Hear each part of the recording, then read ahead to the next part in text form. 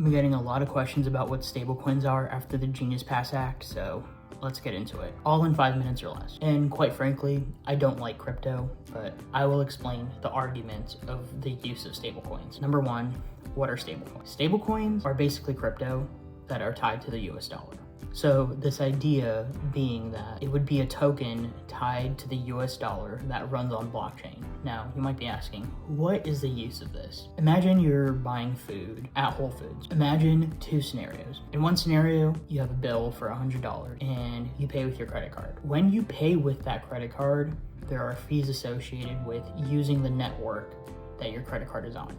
So if you're using Visa, there's a fee associated with using the Visa network. Usually it's like 2.5%. Now, because Amazon is big and they can handle it, they just eat up that fee.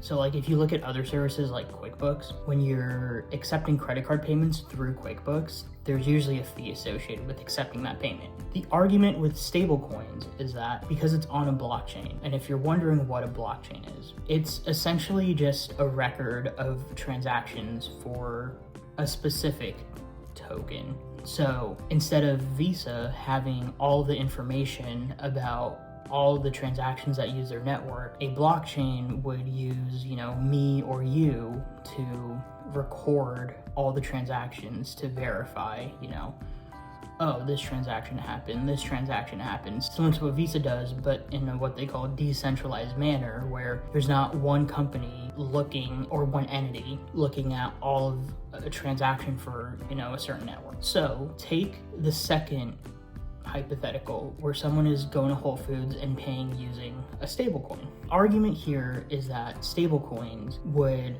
potentially lower transaction fees because of the blockchain. Now, whether that's true or not remains to be seen. I do not like crypto, as I said, just a full disclosure. So, obviously this is going to be biased, but the idea being, instead of Amazon paying that 2.5%, which could pop up in the prices of whatever you're buying at Whole Foods, because they have to pay that 2.5%. So instead of $100, maybe it was supposed to be like $98. The whole argument here is that stablecoins would lower transaction fees. Now, there are transaction fees for blockchains called gas fees, but like I said, remains to be seen whether fees using stablecoin would be substantially or materially less than traditional credit card networks. I don't know, it could be the case, but I have no idea. Another argument that stablecoin has over traditional networks is that, let's say you want to use US dollars in a foreign country, then the transaction fees associated with those stablecoin transactions could potentially be less than traditional methods. Now, what is the point of the Genius Act? So basically the Genius Act puts guardrails, financial guardrails around the use of stablecoins. So the big tenets are federal and state oversight.